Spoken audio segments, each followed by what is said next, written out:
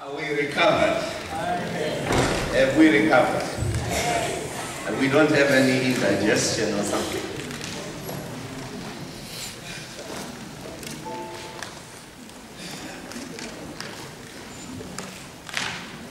Right, it was a tough morning, wasn't it? I have no doubt that you and God are in discussions. And I have no doubt that those discussions are going to continue after this wonderful weekend, because I'm sure that, since God planned every single meeting, that means that the next meetings that you're going to have is going to just continue to build on what you have learned. Just a quick rerun. You are a unique individual. There has never been anyone like you before.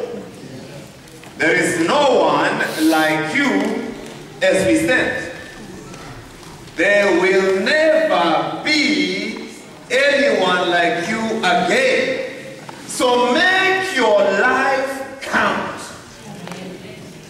You were not created by accident. You were created by design for a purpose. No one was born to be poor. Can I repeat that? No one was born to be poor. We are poor by choice. The decisions you make every single day determine whether you are going to stay in poverty or get out of poverty. My grandfather, who never went to school, ended up being the richest man in his village. No school. Wealthy. At one time he had over 100 cattle. One man. No school. But with God. So there's power in this gospel. There is power. In what?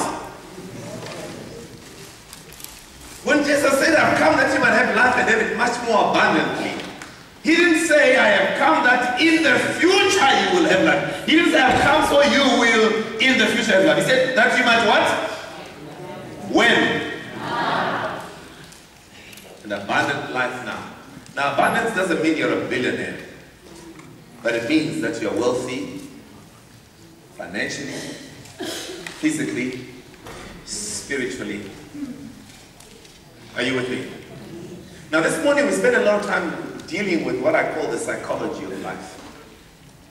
Because if you don't deal with the psychology of life, you're going to end up like a psychologist. I don't particularly like psychologists. No, I don't. And the reason I don't like psychologists is that they make up some big scientific words for spiritual problems. Can I repeat that? Psychologists will give you fancy names for spiritual problems. Can I give you an example? Now they make excuses for a life of sin. Say it's because your father never had you. That's why you are like that. I am an African. A real African. My father never had me. All the African men here will tell you. I had my boys, but we don't hug our boys. Generally, we didn't hug our boys. Did we? Did I know my father loved me? Oh, yes. He never said, one day, I love you, son, but I knew it. He gave his whole life for my success. A psychologist will say, Max, you have been behaving this way because your father never had me. No, you see, the reason why you are not honest in your relationship is because, you see, your relationship with your father, nonsense. There are spiritual problems, and they need spiritual. Oh, I wish I had time. I really wish I had time. Human solutions to spiritual problems. Whenever we give human solutions to spiritual problems, we end up in trouble. You want me to prove it? Lot and Abraham, they're a family. They've been through thick and thin together. Because when you leave your home and you go to a land that the Lord will show you, that means there's nobody you know there. So family is very important. Now they are wealthy. They just came out of Egypt. And Pharaoh has just paid Lobola for Abraham's wife. Now they are rich. And the Bible tells me that the land could not contain their wealth. And I say, wait a minute. Isn't that the same land that Solomon was in? And Solomon was wealthier than Abraham. You see, if you read the story, there's a little line that you're going to miss. It says, and the Canaanites and the Perizzites were residing in the land. See, most of you who have read that story, you've read that and you discounted it. Because if you take that away, the story still holds. But if you take that away, you miss the story. Because what God is always trying to show us in the Old Testament, He's trying to show us that there is a spiritual battle going on. So every time He says the Canaanites, the Perizzites, and whoever else, the Jebusites, He's trying to show you that His children are operating under His spirit. The other ones are operating under the other spirit.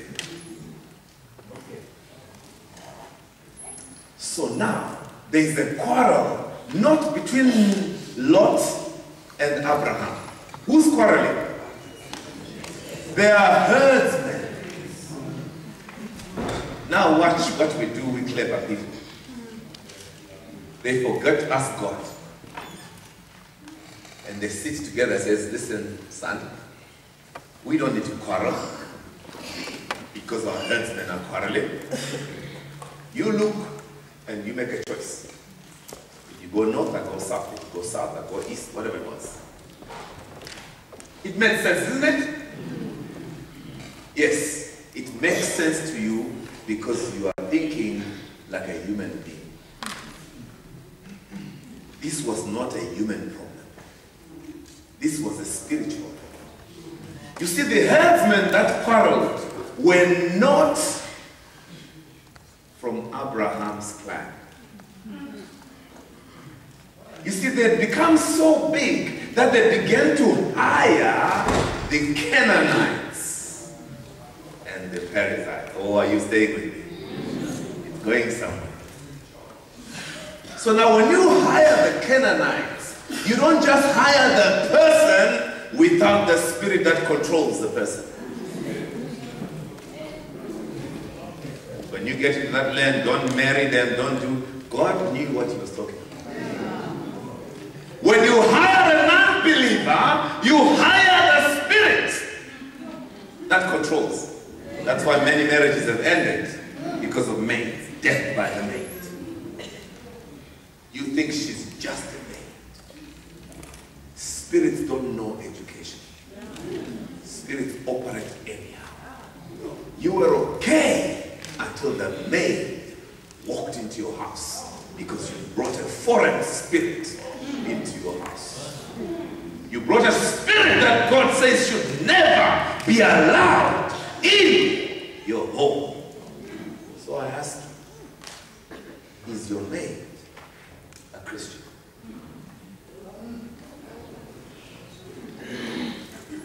Because if they don't influence you, they influence your children. Now your children don't want to go to church. Let me show you the problem. And this is what I'm supposed to talk about this afternoon. I'm talking about money. But I just wanted to get this. So now Abraham and Lot, in their cleverness, bring out a reasonable solution. It makes sense, doesn't it? Makes sense. So they separate. And Lot is taken away from his spiritual covering.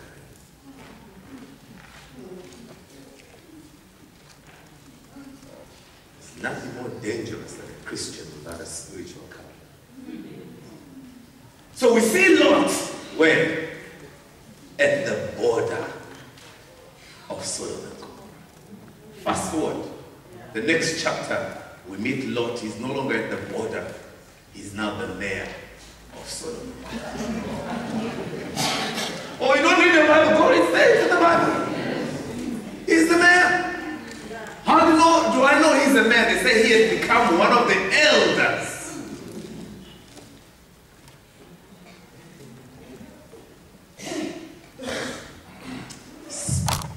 Human solution to spiritual problems. He's now the mayor. Now, you can't take it away. We know Noah is going to be in heaven, right? Not Noah. What's his name again? Lot. We know Lot is going to be in heaven. You know that, eh? It's in the Bible. Not his wife, but he's going to be there. I bet you his daughters are not going to be there, but you know.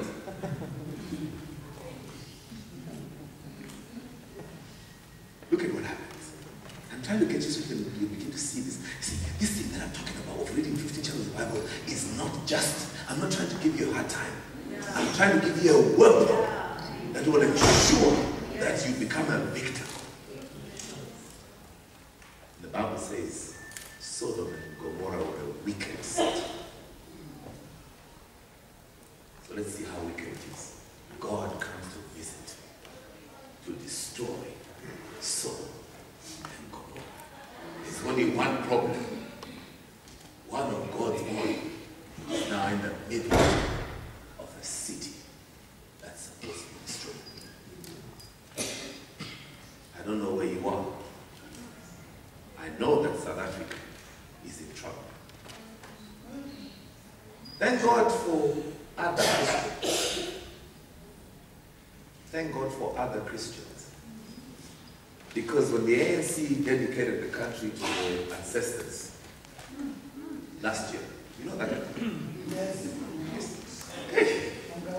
You see, I know you have no abiding city here, but you've got to be a real Christian must have the Bible on one hand and a newspaper in the other. How else are you going to call yourself someone who's waiting? Your own government dedicated this country to ancestors. They slaughtered over 100 cattle, spilled the blood, gave this country to ancestral worship. If you read the Bible, you know that the one thing God hates is idolatry. For a like jealous God, visiting the iniquities of the fathers upon the sons to the fourth generations. We are doomed. One Israeli sins, and the entire nation is guilty. God works with nations. This nation is guilty. But the other Christian fathers took it upon themselves. And they went across the entire country, stadium after stadium, and rededicated the country back. While we sit and say, we are Adventists, we don't contact the other guys. I know, because I make it my business to know what's happening spiritually. Now I know also that South Africa is a chosen nation. The reason why Islam is fighting to own South Africa is because if you control South Africa, you can control Africa. Spiritually. That's why the fastest growing religion in Soweto today is Islam. Because you're sleeping. TOC. You tell me, TOC, how many mosques are you seeing coming up? We don't feed the poor, the hungry anymore. So Islam does it. So our children are wearing berets. Allah. I need you to understand we are at a very dangerous time in the history of the movement and the history of the movement. And if every single one of you who calls yourself a Christian stops being a watchman, Islam is going to take over this country. We know that last year they proposed that all Christian holidays must be abolished. Islam is only 4% of South Africa. Christianity is 84%. But you see, when you talk to Christians, they say we're not involved in politics. Who makes decisions? Politicians. When you become mightier than they are or holier than they are, you can't influence them. And the decisions they make have an impact on you. Now I know you are grounded in Christ, but you cannot guarantee that your husband is grounded. You cannot guarantee that your wife is grounded. You certainly can't guarantee that your child is grounded. They live in this country. So if we don't do something to push back evil, we might be safe, but we could lose our children. Spiritual problems. Every Adventist school that closes is a spiritual battle that has been lost. Whether it's a mission, Bethel College, I don't know, whatever else. Every time we fail to run our institutions, we've allowed the devil to win. You guys think it's just Malak administration. No, it's a spiritual force. Yes. That is a sign that we are weak spiritually. I need for us to wake up. Listen to that, Lord, let me show you. Lord is bringing up the children the best way he knows. They're like the best Adventist girls. How do I know? Because they were still girls. They were still virgins. It was a time of getting married. We can't say much about our daughters these days, can we? We don't live in Sodom and Gomorrah. Are you sure? You need to understand that there's no difference between Sodom and Gomorrah and where we live now. See, we like to read the Bible and then we remove ourselves and that was a weird, wicked city, man. We are right in the midst.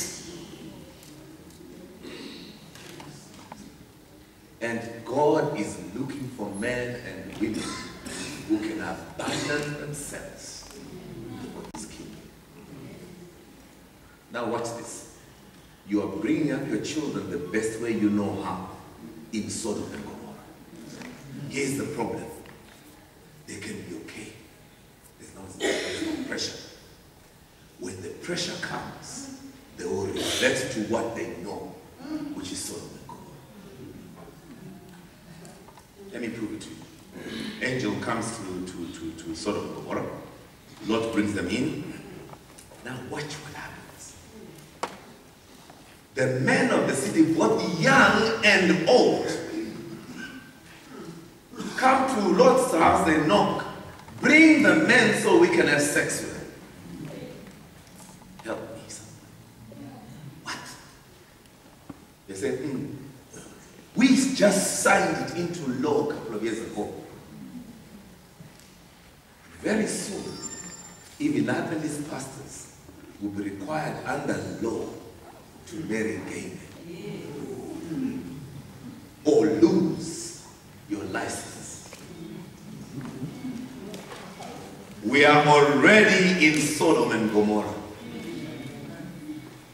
If you are looking for the end of time days, they are already here. And you are the army that is supposed to lift up the banner in these, the last days. Watch the danger of Sodom and Gomorrah. That's why, Sister Bible says that we must all run away and go into the... Remember that our schools are supposed to be out of the cities? Yes. There's a reason. They're supposed to be out of Sodom and Gomorrah. No, man, I can't have my kids in the bush. This school is nice. Really? Angel comes. They insist. Now you need to understand. See, you don't understand the spirit that's operational in this country. It's exactly the same spirit that was operational where? And in another part of Israel, what is it? Was it Gilead? Where was it? Do you know the story of the man who was going with his wife and went into somebody's house? And then the men of the town, tribe of Benjamin, they came and they wanted to what? Have sex with who? With the man. And the coward pushed his wife out. And they violated her to death. Same spirit, different times. Fast forward. South Africa. Same spirit. And God is about to pass judgment on this land. Every murder. We have the highest violent crime in the world. Not in the world, it's in Africa. It's South Africa. Why? We signed into law. Men must sleep with each other. And we are going to legally grant them marital status in direct violation of God's law. And you kept quiet. There is no record that they say the Adventist Church objected.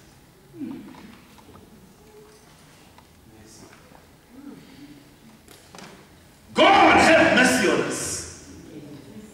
You are responsible for where this country is going. It's not up to the African National Congress. It's you. I need us to understand that we have a responsibility. The angel says to Noah, go and ask your future son-in-laws. They say, our old man is crazy. God is about to destroy this thing tonight. Then I move out. What do they say? You've lost your mind. Aren't they saying the same thing today? In fact, some of us Adventists are saying, hey, they've been preaching that God is coming, God is coming. He's not coming. My grandfather would preach, and you think Jesus is coming tomorrow morning. But I know from the signs. I know from the signs that God is about to step in. Here's the thing, watch this. So this is Lot, his wife, and 2 daughters. Virgins. They've managed to stay virgins in Sodom and Gomorrah, which is more than we can say for our girls in our church. And our boys, by the way. Let me not pretend like it's only girls. This is important. We need to understand. Because without this, we're not going to move forward. The first victim is the wife. She raised those daughters as God-fearing daughters. Yet in her heart, slowly, Sodom and Gomorrah had invaded. She turned around, turned into a pillar of salt. First victim of Sodom and Gomorrah. Lot lost his wife.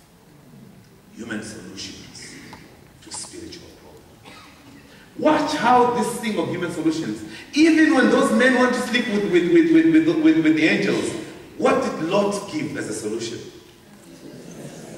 What kind of father would offer his own daughter?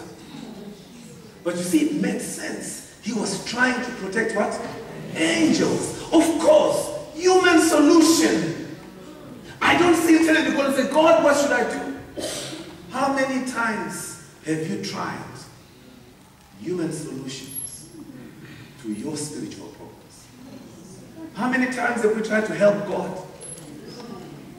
Most of us, we get on our knees. And then when we get up, we rush off to help God answer the prayer. Because we don't trust God. We don't trust God because we don't know Him. You can never trust somebody you don't know. So he lost his wife. Next, the angels say, run to the mountains. But as typical of the human beings, we see things from a human point of view. What does he say? No, I can't go to the mountain. Please, can I go to that city? Why don't you want to go to that city? Because it's a small one. What? So what does the small one have got to do with it? Human solutions. Fast forward, Sodom and Gomorrah is destroyed. So Zoar was not destroyed because of that. Next chapter. Where is Lot? In the mountains. He could have just gone there from the beginning. How often have we refused to listen to what God is saying to us and to only end up there after paying the price? Now, the daughters of Lot have been brought up, beautiful Adventist girls. They know the message. But up under pressure, now they're in the mountains, they are no men. So, do they pray to God? How often have you went there? Some of you, when I'm speaking today, you're thinking, Max, be realistic now. We live in the world. Yes, you will. I know, because my spirit tells me so. You say, no, man, Max, I mean, be practical. You are trying what? A human solution. Your problem is not human. Your problem is spiritual. The solutions I'm giving you are not human. If you came here expecting human solutions, go somewhere else. I only know that the challenges you face in your life are not physical. We wrestle not against flesh and blood, but against principalities and powers, against the rulers of darkness of this world, against spiritual wickedness in high places. So don't tell me to be realistic. I cannot. You are trying to fight spiritual forces with your human understanding. It doesn't work. Under pressure, the girls begin to, Sodom and Gomorrah starts coming alive. Because the eggs were buried there a long time ago. Elder says, listen, my sister, let's make some wine for this man. Good Adventist. Let's make some wine and make my father drunk. I wouldn't do it even if I was not a believer. If you're African, you know it's an abomination. But as it and sleep our father. The spirit of Sodom and Gomorrah was inside them, just covered by a fake layer of Adventism. Under pressure, every single one of you sitting here will show me your true colors. Sodom and Gomorrah. So the nation of what? Moab. What's the other one? Was it the Amorites? And you know they terrorized the children of Israel. The result of human solution to spiritual problems. I told you were not ready when you came. You came because God had an appointment with you. I could go on and on, but I need you to understand this so you understand why you need to read 15 chapters of the Bible every day. Because in order to take out that Sodom and Gomorrah that's in you, because it's in you, you can't take it out. You can't think it out. Be ye transformed by what? The renewing of your mind. How do you renew your mind? You're going to saturate it with scripture. Our thinking is worldly. Everything we think and imagine is even the way we see God is worldly. We don't know God for who he is. We've taken God and packaged him and made him fit in our idea. And so we say, this is God. And so our God is smaller than the devil. We respect the devil more than we respect God. When you begin to read that Bible, you begin to see a God who's all powerful. Sometimes I have to pray and say, Lord, I thank you because you are great. You are fierce. You are fierce. You are fierce. This is my prayer. You are fierce. You are fierce of God. You are the God of fire. You are the God of battle. You are the God of war. You are the God of justice. Because if you don't know God as a God, he says you must work out your own salvation with fear and trembling. I don't see people trembling. We pay tithe when we feel like it. Now listen, because you don't read your Bible, that's why you don't return tithe. Let me tell you. God says, if you don't return tithe, I will cut holes in your pocket. Your sky will turn into brass and your ground into iron. Now listen, if the devil was cutting holes in my pockets, I can plead the blood of Jesus over my pockets. But when God himself cuts pockets, you have nowhere to go. So you will always be broke. Because you're a thief. You steal from God. I'm speaking to myself too. You try this, you try this. When you have a good month, you have a good month in trouble too. The month you make more money, the car breaks down. Because you're stealing. God has cut what? Holes in your pockets. Don't pray. It's him.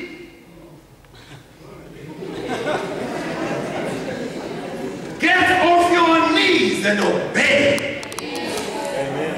Obedience is better than sacrifice. Feels more like a revival, doesn't it? But it is the principle itself. It's the principle. Now I talk about tithe because it's an easier subject to take, but it goes for every aspect of your life. You know how we come to accept that men cheat on their spouses, even in the church? Sodom and Gomorrah. Sodom and Gomorrah has entered into the church. So even the way we counsel says, oh, be realistic. I don't like it when Christians ask me to be realistic. Throughout the Bible, I see that God is always unrealistic. In fact, only unrealistic people change the world. Christ was not, he stirred everything. He messed up with the religion. He was always unrealistic. He had high expectations. So it's going to change starting today. And it starts with you. Some of you are ready to go and preach to your husbands. No, you've got to preach to you first. When you let God into your life and he begins to change you, the husband or the wife will follow. The reason why we can't reach people is because we're not converted ourselves. Sodom and Gomorrah. You need to think about which areas of your life are you trying to provide human solutions and you're facing a spiritual problem. Let me prove to you. You see, when you go selling, the God of money, who's the God of money? What do they call it? What do they call that God of money? It's a spirit. Money is not, it's not the rand. It's the spirit. So you are going into this spiritual fight with no spiritual backing. How's that going to work? Some of you have got husbands that go to work. Where you work, these guys are coming with their spiritual backing. You come in with one verse that you read and a devotional. Because the reason they gave you a devotional is because you refused to read the word of God. So the church became smart and they gave you a devotional. So you read one verse, you pray, you say what? Tick the box. Devotional won't change your life. You need hours in scripture. If you're going to fight, because where you are going, you're not wrestling against flesh and blood. Even when you go from door to door, the spirit of Satan goes with you. So you are knocking at doors without the support of the power of God. Let me tell you something. You guys will talk to people. I've given this secret. Next time you are sitting one-on-one talking to a family, have you ever done a presentation and you're sure they are going to buy? And then last minute, maybe the husband or the wife makes a comment and it changes everything. And you say, if it wasn't for the husband. No, it wasn't. That spirit came in, you didn't take spiritual authority, you lost out. So here's a little secret. The next time you sit in a house for somebody and everything is going well and you can see it's about to go north, just cover your mouth a little bit and whisper. Help me just know. You have authority. You're kings and priests. The order of Melchizedek. Here's what I'm going to say. I command that spirit to shut up in the name of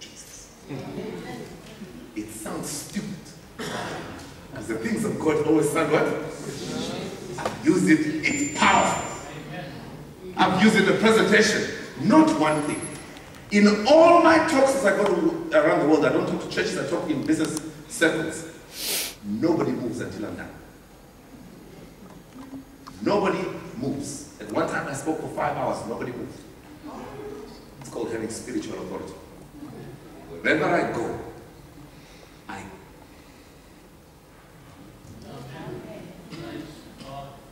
You know what a governing spirit is? That's what you're supposed to be, a governing. This morning I said you are a spirit being having a human experience. You're a governing spirit. That's what Christ came to die, so you can take your governing position. Christ walked into Gadara. Governing spirit. As soon as he steps onto that ground, Legion is over 5,000. I know we always talk about 2,500, but Legion, the Roman Legion, there's 5 to what? It's 5 to 8,000 troops.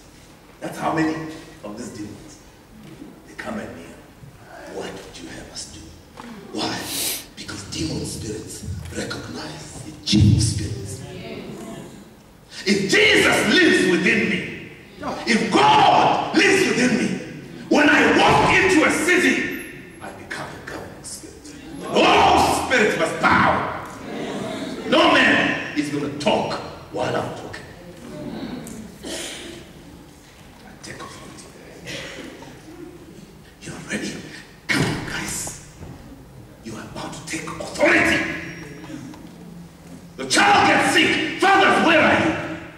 You are the priest of your home. No child of yours should get sick. You tell the devil, I am the priest of this home. You want to touch my kids, you come through me. But you're afraid to say that because you know you're corrupt yourself. Or because the devil will tell you, Paul I know, Jesus I know, but who? You see, the spirit world is very simple. The devil understands spiritual authority. If he says, Jesus said, in my name, once you are his, you can invoke the name of Jesus. But if you are the sons of what's the guy's name? They wanted to cast out demons in the name of Jesus. And the evil spirit said, well, Paul I know, Jesus I know, but who are you? And then beat the living daylights out. We don't teach this stuff, but it's deep.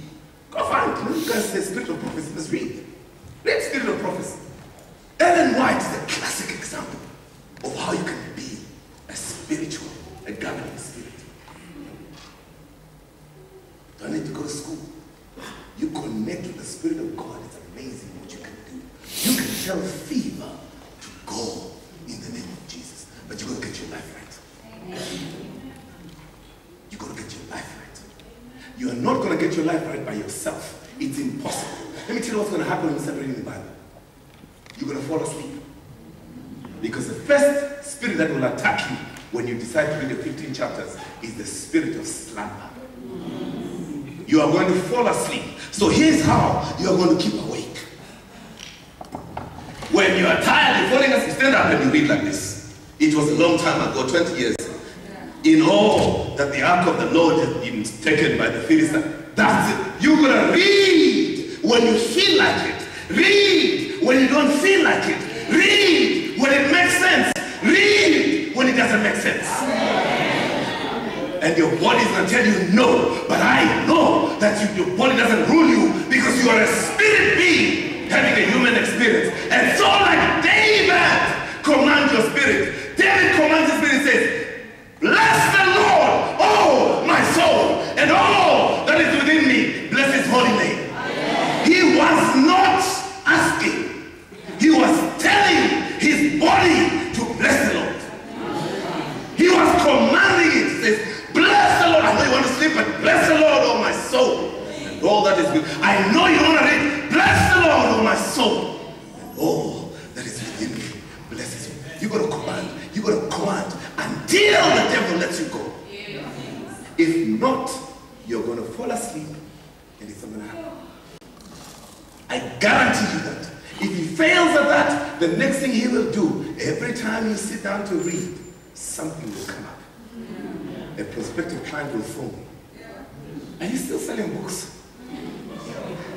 Now that makes sense, doesn't it? Yes, yes. If you come now, fine. Sure. God must understand, surely, Lord. I mean, I want to spend time with you, but books are more important. God says, I will be number one in your life. It's all or nothing. God does not. So, when I was in Jamaica, I said, but Max, what's up with the 15? Why can't it be 5? The rich young ruler comes to Jesus and says, what must I do? Christ says, sell it all. Rich young man, thank you very much, yes. Christ doesn't say, oh, okay. You just sell half. Christ, it's all or nothing. You cannot negotiate on any single part of your life. This is it. You are going to abandon yourself for the kingdom. And then when you do, he will give you a life that you never imagined. I know because I'm living it. Amen. I know because I'm living it. Is it easy? No. Sometimes I fall asleep. Some days I am so tired like today. By the time I get home, I'm finished already. So if I don't finish my 15 chapters, then it simply means tomorrow it's 15 plus. So instead of lay activities like you normally do on Sabbath, you sleep, you're going to spend it what? Catching up.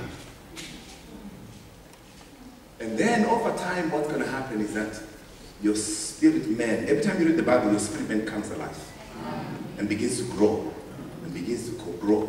And then you're going to get to a point where you will look at what the devil is doing and you will feel the holy anger.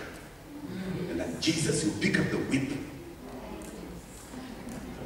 beat the living daylights out of those who make a mess of the temple. Are you getting this? Because I feel, I don't know, something is, the Spirit is telling me that, sometimes when you tell these things, it looks like it's not practical, it's improbable. You have no victory without doing this. I know you've been struggling. Your relationship with God it's somehow like this. In fact, I want to say this. Your relationship with God, sometimes we think it is God thing. I'm not sure. Can we be honest? You wonder whether this was one yesterday. You understand? I've tried everything, Max, nothing works. I think this God thing. Maybe it's who you know that matters. Because you don't know God. My challenge for you is get to know God. Then if it doesn't work, then you can give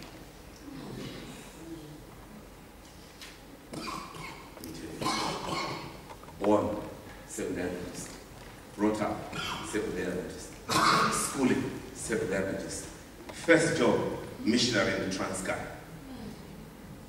Did the right things. Then, but as usual, the world looks so nice, doesn't it? Join the business world, the rest is history. When I spoke at the stewardship meeting at the beginning of the year, there were 1 or 2 people that knew me in my time. And all I could see was a jaw that was like this.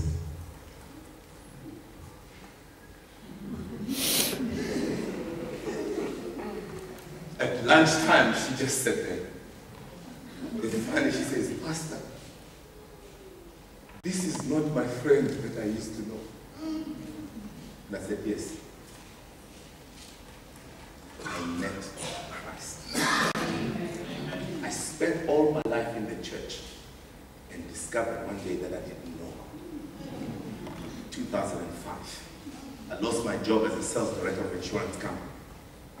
I remember I was once so poor, people used to think I was poor. kept in Zanzibar, had so much favor. I moved up the corporate ladder, made so much money. By 2005, I was making 2 million rands a year.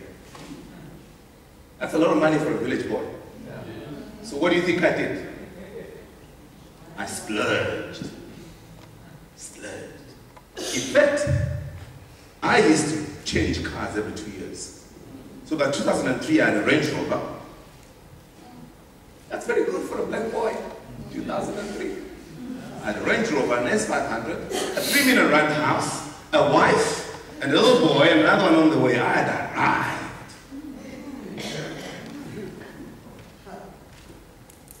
No, I acknowledge that it all came from God. That wasn't my doing. But like most people, I was a nominal Christian. You recognize God exists, you're a Christian, and yeah, the preaching is for the pastors and whatever. You go to church, and you go to church just. What Sabbath school? I've been attending Sabbath school all my life. Tick. You don't take a role in the church, you are on a role. I return my time, no problem. But you see, God had created me for a specific purpose. Fortunately for me, I knew it when I was 5 years old. What I'm doing now, I knew this was what I was born to do.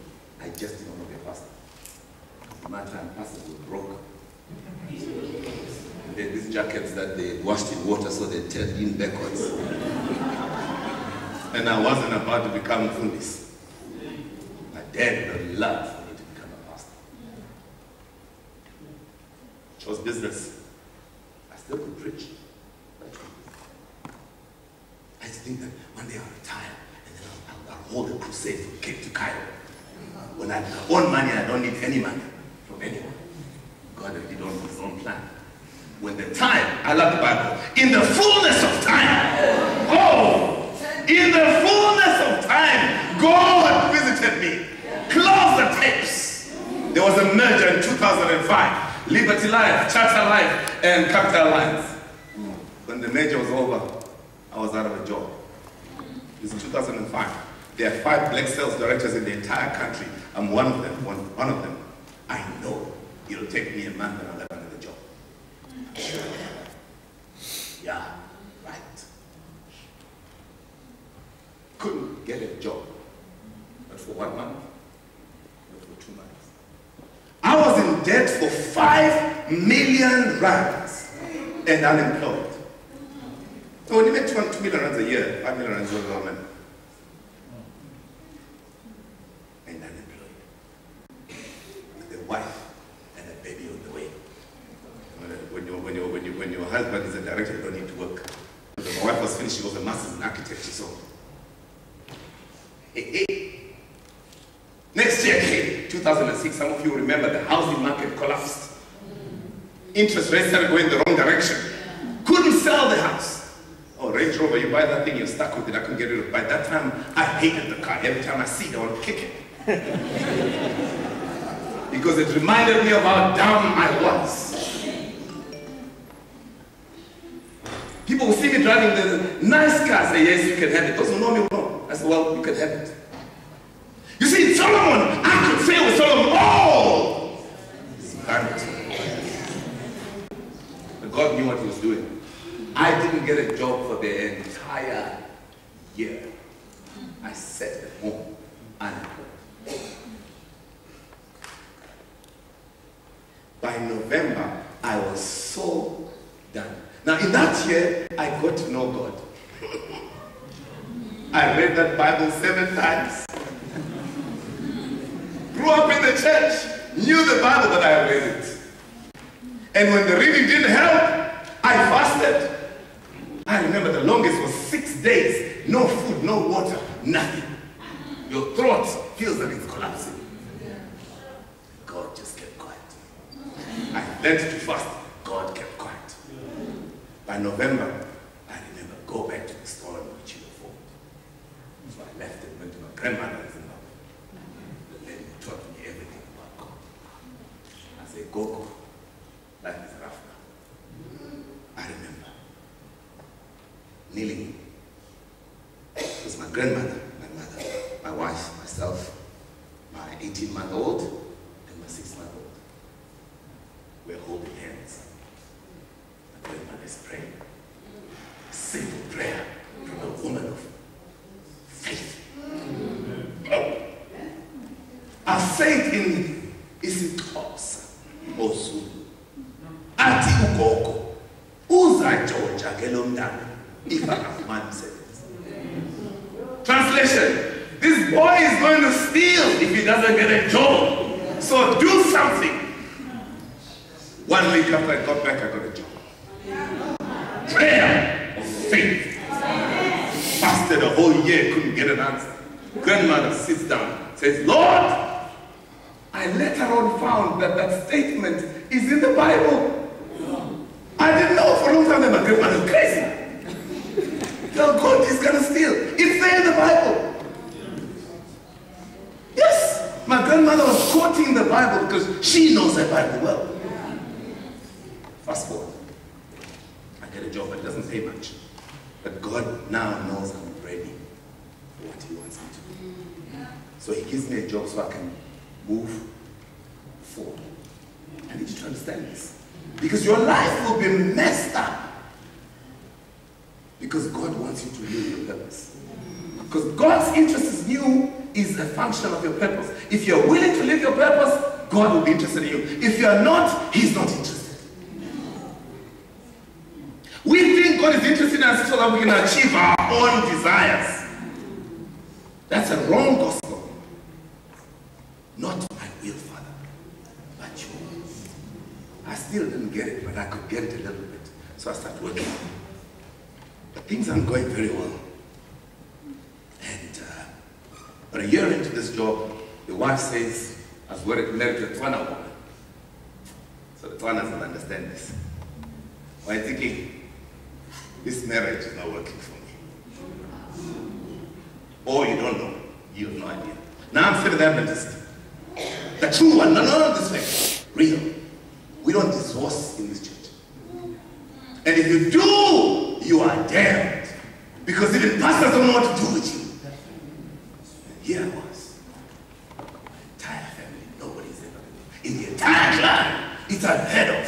So I drive home to go and tell the folks that the wife doesn't want to be married anymore. They say, fix it. Loneliest moment of my life. And I come home and I can hear Pastor Malikodu. He's up here. The only Adventist pastor who prayed with me in my crisis. One man. And after that, it was, you're on your own, my man. We don't. I didn't say I could. Almost lost my born will to live. But it led me somewhere where I needed to be. At the feet of Jesus. Amen. When all was said and done, I knelt. I remember it was in March 2008. I knelt on my bed and I said, Lord, I don't want a house. I don't want a car. I don't want a job. I don't want money. I don't want a wife. I don't want children. I just want to know what you created me to do. And I will do it. If I should sweep the streets of Johannesburg, then that's what I'm going to do. And now, God was ready to work with me. I got up there. That was the beginning of my speaking career. The stuff I speak about, identity, talents, and purpose, came to me while I was driving, going to do an investment talk, which is part of some of the things that I do. God gave it to me, and I said, who you are determines what you do with your life. I began to speak what was right. I said, who you are determines how much money you're going to make in your life. If you find yourself unable to pay your bills, you don't have financial problems, you have identity problems. Life sits on 3 legs: identity, talents, and purpose, and the rest is history. And now the whole world was to hear it.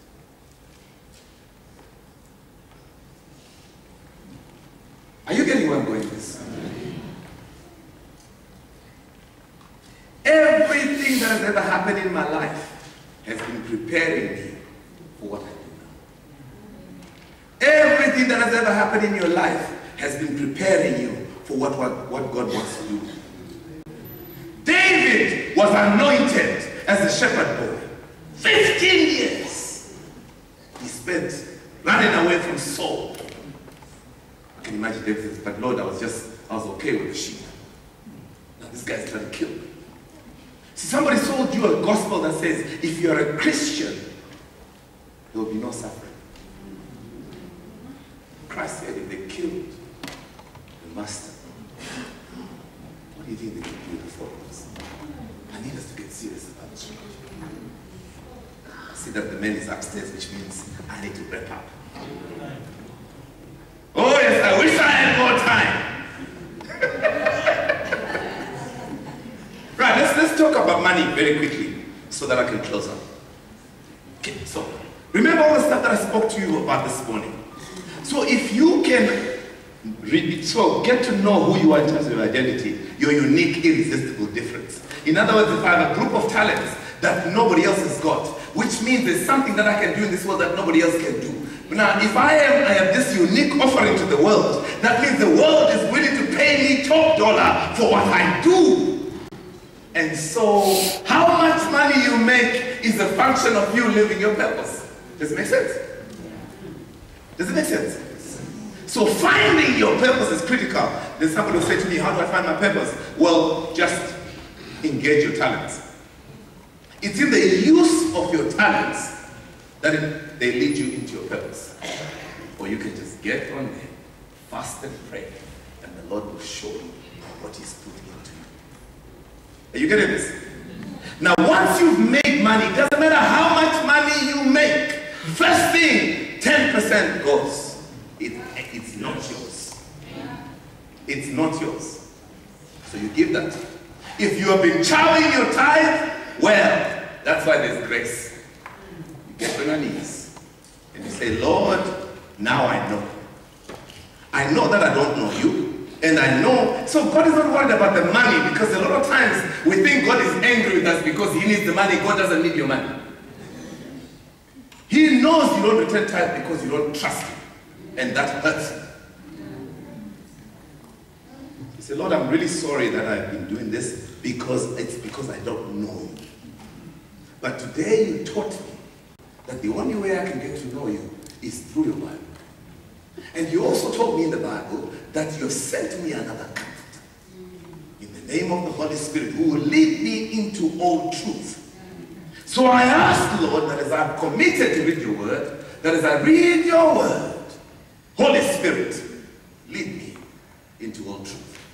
For some of you, it will be instant. You open that book and it will come alive.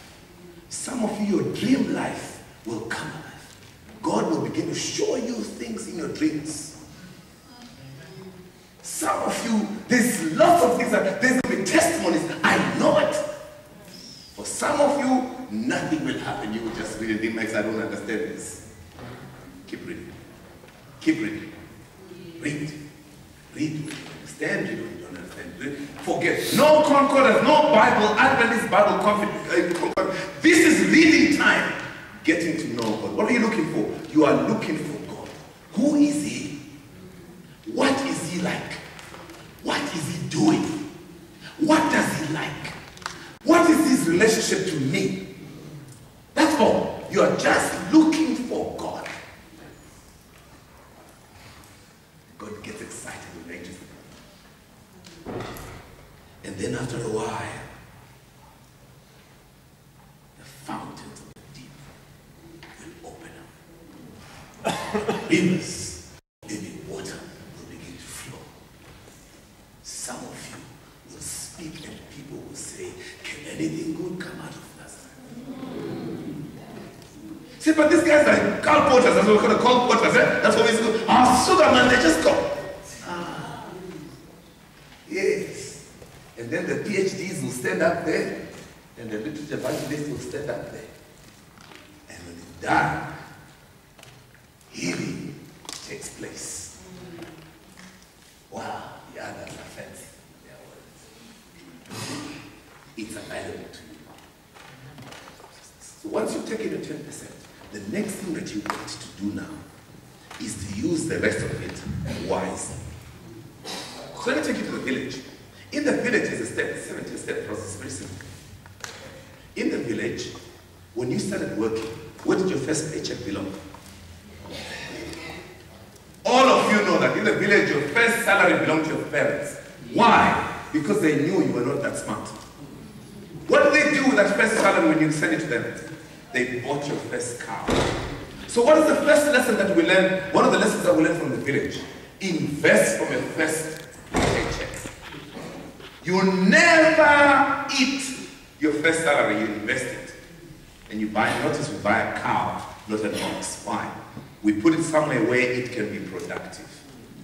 A good investment is unit trust. Go to your bank, ask for a unit trust investment. Preferably, ask them for an Allen Gray unit trust investment. Go to any bank they'll have access. Allen Gray unit trust investment, minimum investment is 500 Rand a month. Even if all you do is put away 500 Rand a month for the next one, the point is, start putting some money away. Why? Because you don't control the future. Max was making 2 million Rands a year and was saving how much?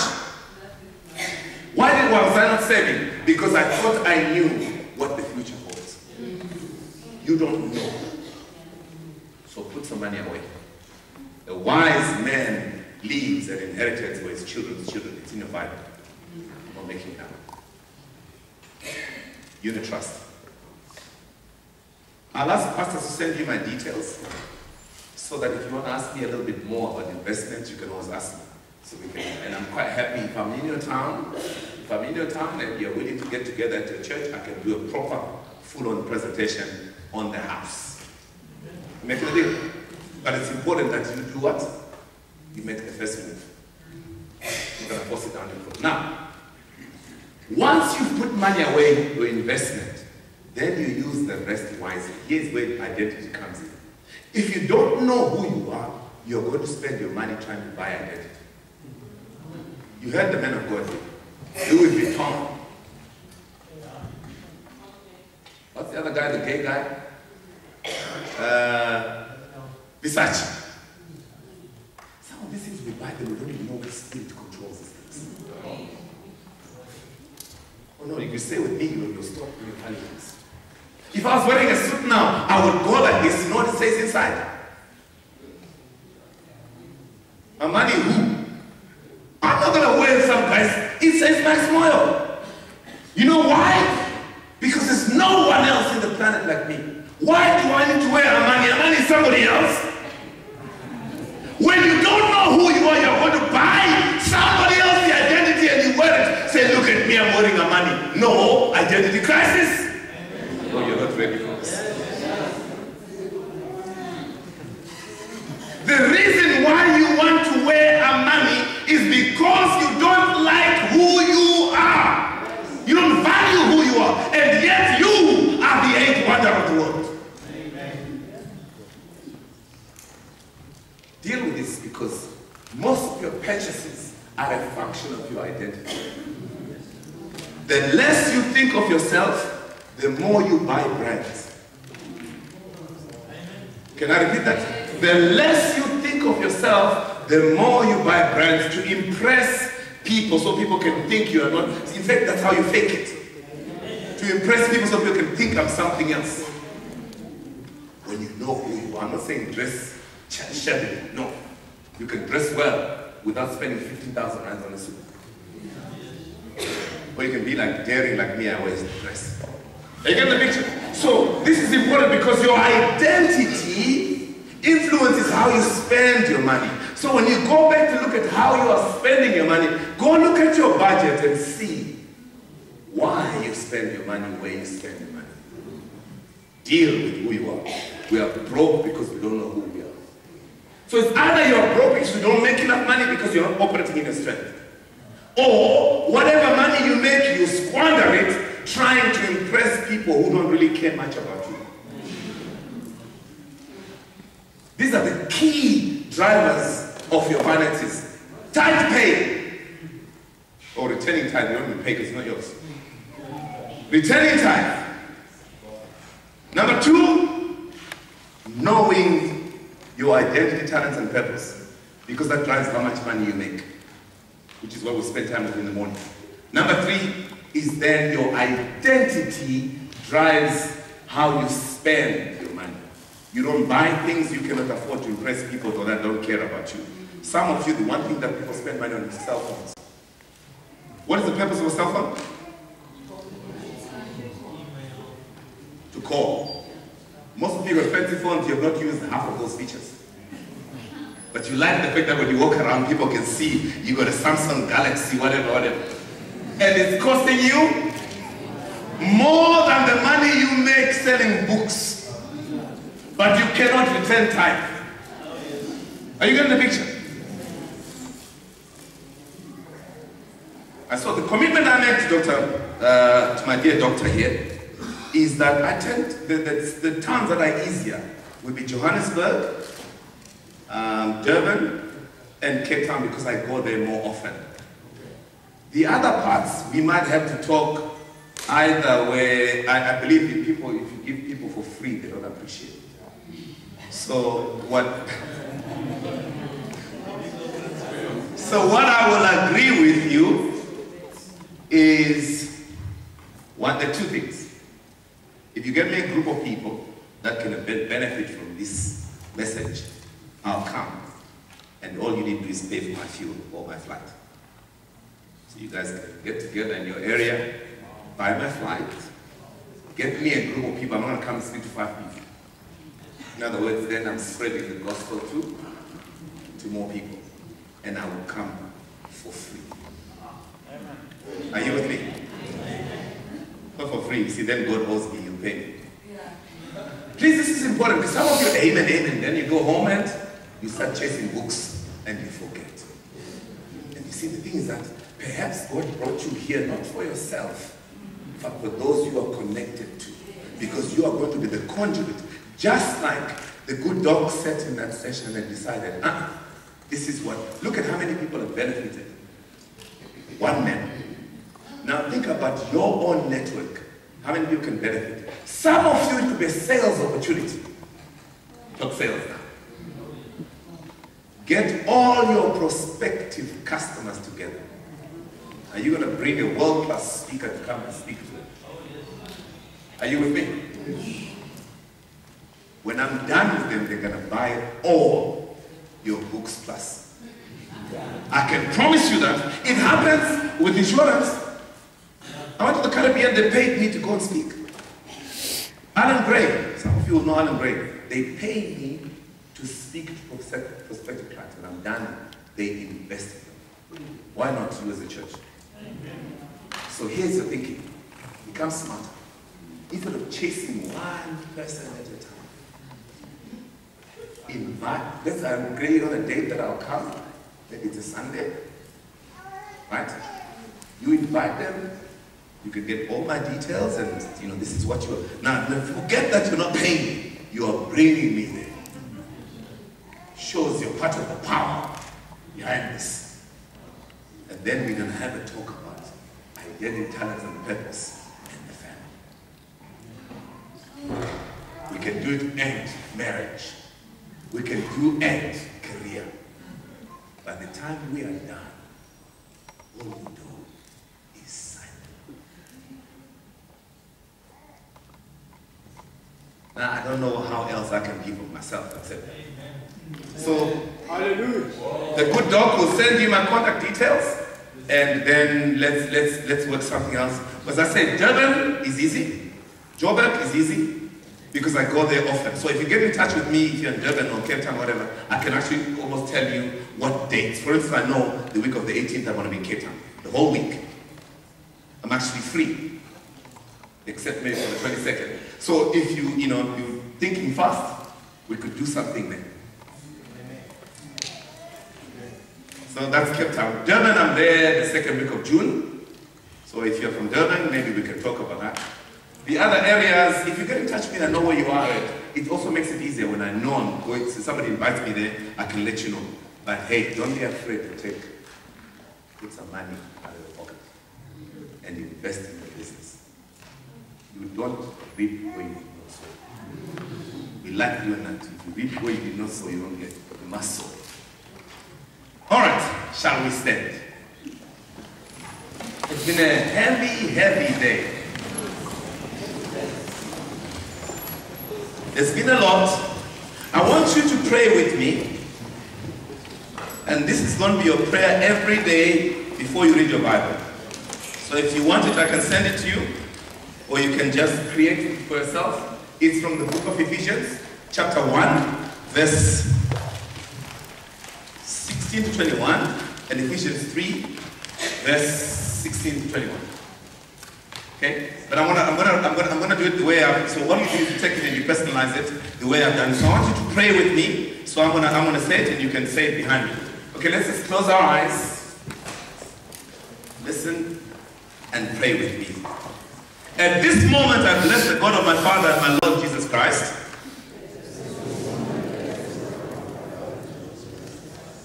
who has blessed me with every spiritual blessing in high places.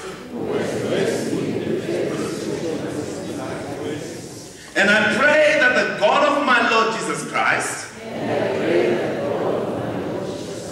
may give unto me the spirit of wisdom and revelation in the knowledge of Him. Lord, I ask in the name of Jesus Christ of Nazareth that the eyes of my spirit might receive supernatural understanding and be enlightened. I ask, Father, that I may know what is the hope of your calling upon my life, and comprehend what are the riches of the glory of the Lord's inheritance in me.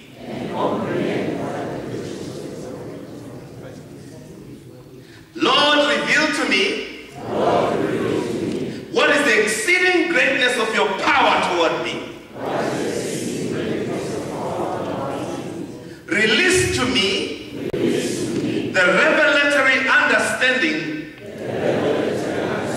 according to the working of your mighty power, which you worked on Christ when he rose from the dead. For this reason I bow my knees to the Father of our Lord Jesus Christ, from whom the whole family in heaven and earth is named. And I ask you, Lord, that you grant unto me, according to the riches of your glory, that I may be strengthened with might through your Spirit in my soul and inner man. Lord, I pray that I might comprehend with all the saints what is the width, the length, the depth, the height, and to personally know and experience the love of Christ, which passes all knowledge, that I may be filled with all the fullness of God. And I thank you, Lord, as you are able to do exceedingly abundantly above all that I may ask or think, according to the power of your Spirit that works within me.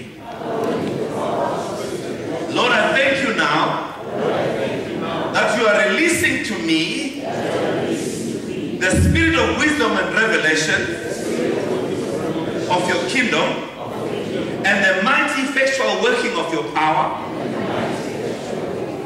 in my life, spirit, soul, and body. Thank you, Lord, that you are opening the eyes of my heart and helping me to see and to discern the fullness of your kingdom as it manifests in my life. And to you, Lord, be all the glory in the church by Christ Jesus to all generations, forever and ever.